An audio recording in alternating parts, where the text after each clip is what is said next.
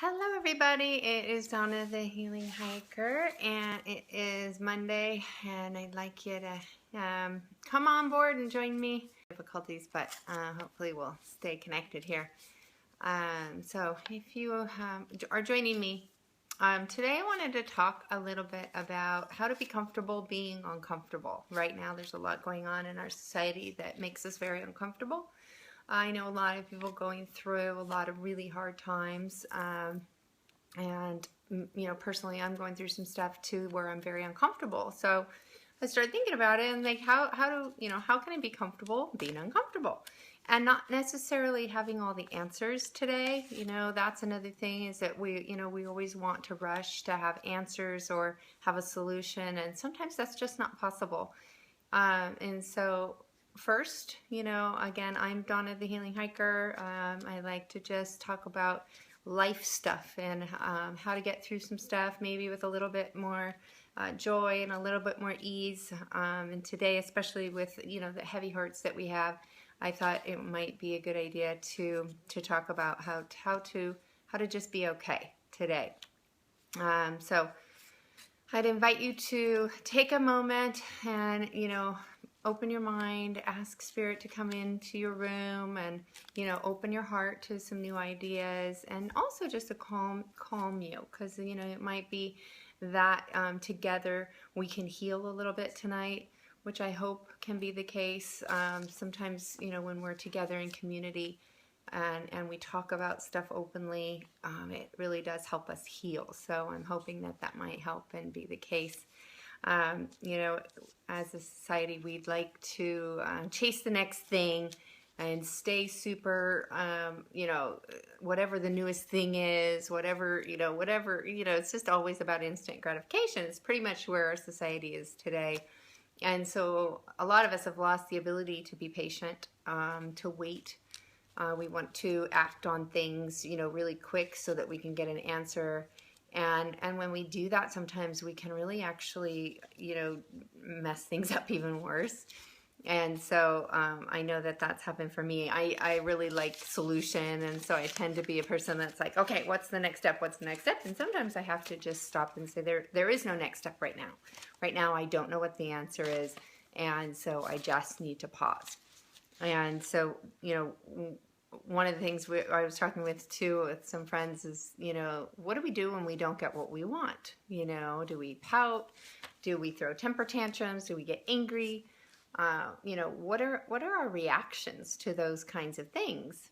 And so it's a good starting place to look at that and be super honest about how we react to things. Because I think for me, when I do self-discovery type of writing, or I really look at my, behavior, or my reactions, it's really about reactions and my perception.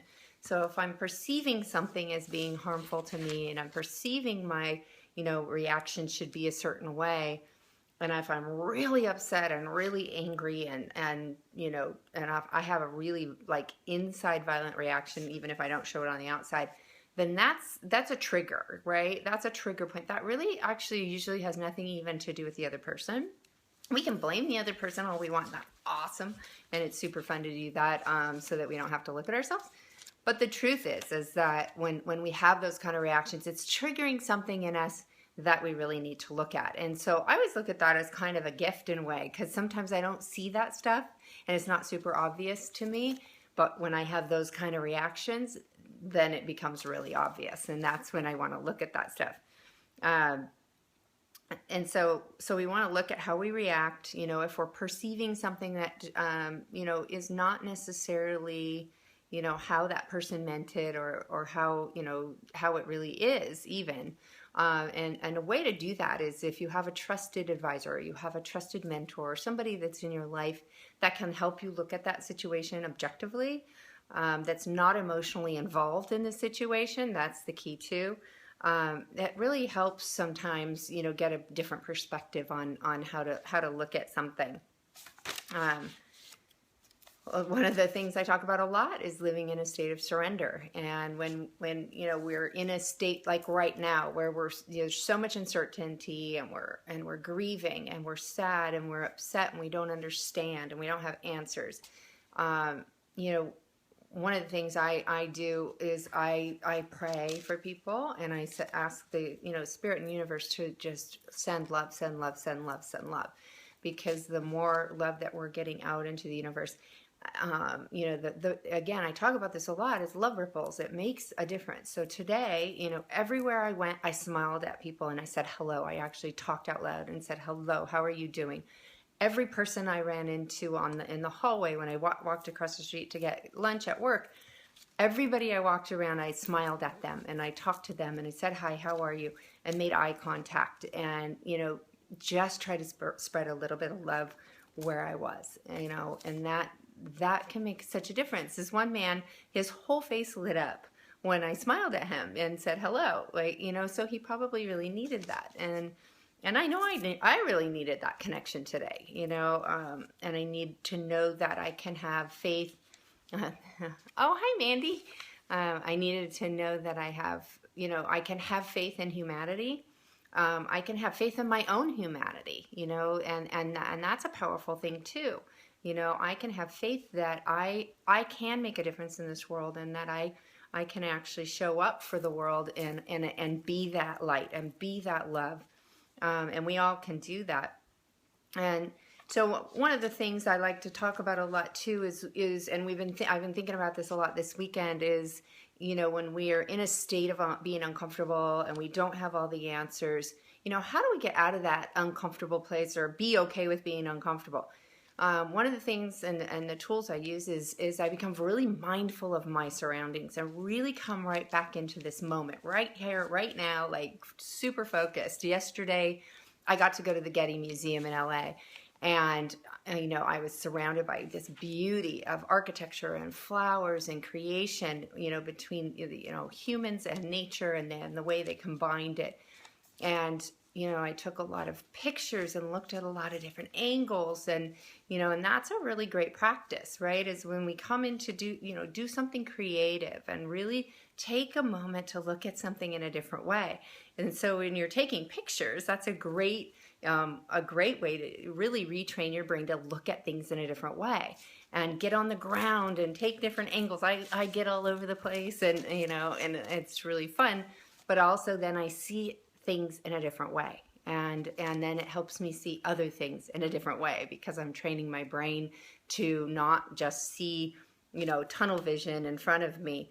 I'm looking around and becoming really mindful of my surroundings. Sometimes it's as simple as, even if I'm home and I'm really messed up, is I'm home, I have a roof over my head, my feet are on the ground, I'm sitting in my chair. I have this beautiful painting behind me that I love, and and color for me is a really great soother and a really great healer for me. So I use, I love to be around color and flowers and things like that. That really soothes me, and really helps me become centered again, even if I don't have any answers. One of the other things I love to do is write. And so, when we get creative and we write, sometimes we need to get stuff out of our body. And so I really suggest that you write a funny story, write about an adventure that you had and all the, silly things that went, and that happened in that story. My son and I went to Italy a couple years ago, and we had so many funny stories. So we kept getting cars stuck, and we couldn't get through all these, different places. And I went on the freeway the wrong way, maybe that was closed, and got chased by the police. That might have happened. And so, super hilarious stories. I got to write about that one. That was really fun. But I use that as an example, because when we're uncomfortable over here, we can focus and tell our story, and and share that with other people, and brings a little bit of light and levity to the world. If you're going through heartbreak, write about it. It's okay. One of the greatest tools that I've ever been given was that when a lot of stuff I've been through in my life, I thought I'd never know what to do with all of that. And what has ended up happening is a lot of the heartache and hard stuff I've been through in my life, I've ended up actually been able to help other people with those things. And so, getting it out of our body so that it's not eating us alive is, a really great tool. And and write creatively, you know, and really get descriptive and pour that stuff out. It's really cathartic, and it really does help cleanse your soul quite a bit. Also go paint something, you know, grab something and go paint. You can, all those paint places now are open. You can go paint and, you know, create something fun, you know, take a group and just get out of your head for a few minutes. I'm always one about, you know, going and volunteering and helping other people. That's a really great way to get out of yourself. And it also brings perspective to any of the problems that we might be facing. If we go help people that are really in trouble and that really need our help, it really tends to bring us back down to earth a little bit and help us be okay with where we're at right now. I always like to practice gratitude and ask Spirit to show me where gratitude is in any situation, where the good is in any situation. You know, in this thing, you know, the tragedies that happened over the weekend, we saw a lot of, we're starting to hear now a lot of stories about the heroes and a lot of the health workers that, you know, tried to save lives and were there for all these people. And I think that that's a, you know, really powerful message, is that, you know, no matter what happens, there's always heroes and there's always something good that comes out of it. And there already is something good, because we're all talking about being light. We're all talking about being love and being community. And that, for me, again, I talk about community a lot. And I think that that's, you know, where this comes in, right, is where we are one and we're all connected, whether we like it or not. We are all connected. And so if we can help other people get through these times, support everybody, and not see us as us and them, but as we, then, you know, I love that word we, and I use it a lot in all my talks, because we all experience these things together. We all suffer together. We all love together. You know, we all do life together. And so, you know, let's focus on that a little bit. Also, you know, sometimes we don't get what we want right now, right here. And one of my greatest lessons has always been that the universe always has something way better planned for me than I ever imagined would have even been, you know, imagined even happening, right? And so that comes back to faith and trust. You know, how can we practice faith and trust? Because those are really action words to me. You know, they're not just words that we blindly throw on stuff and say, oh, I'm going to have faith that this will work out. Well, no, faith and trust are actually action words. And what that means is that I can walk fully in the confidence of knowing that the Spirit has my back. And that, you know, that no matter what happens, if my perspective is focused on grace and dignity and trust and goodness, then it will all work out and it will all be okay, because it already is okay.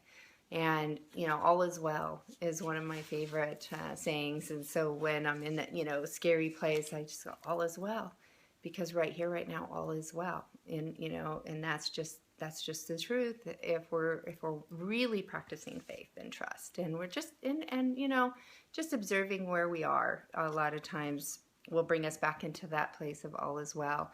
And that really calms my body down. I love that. I was taught by my friend Chris a long time ago, a spiritual advisor I had many years ago. She used to say that to me a lot, and because I was really having a hard time with some stuff, and so she used to say that to me all the time, and I love that, right? So I wanted to share those little tools with you today. Hi, Joanna. And, you know, if you just joined us, you can replay the video. It'll be up on my page. I'll leave it there. And please like and share these videos, because the more that you like them and share them and tag me on my page, the more people can see them, and I get more playtime on Facebook, so it really helps. Also, I just want to remind you that I will be doing live workshops at Wanderlust in Hollywood, July 17th, July 31st, and August 14th from 12 to 2. It's a Sunday. They're all Sundays, and so it'll be really fun. We're going to do a lot of this kind of stuff, very interactive, very fun. It'll be great. I've also got some free videos from one of my teachers, Gabby Bernstein, up on my site. So if you click on the link on my page, my business page, you will get a free videos from her, And I'd love for you to take a look at that if you've ever thought about being a light worker, or maybe, you know, expanding your practice, or trying to see if, you know, maybe doing some of this kind of thing that I'm doing right now might be something you'd like to do. I'd like you to check out those videos. I'm going to be putting another one up today. So, you know, check all that stuff out. It's awesome. And thanks for joining me today. And again, if this resonates for you, let me know and the comments. It really helps so that I know if, you know, if it's working for you. If you practice this stuff for a little bit, let me know if it's working, because it's really helpful for me to plan my next videos and talks. So thank you again for joining me. I'm Donna, the Healing Hiker. Again, just, you know, trying to spread a little love and joy out into the universe. Thanks, and love you, peeps. Mwah. And I'll see you tomorrow. Bye.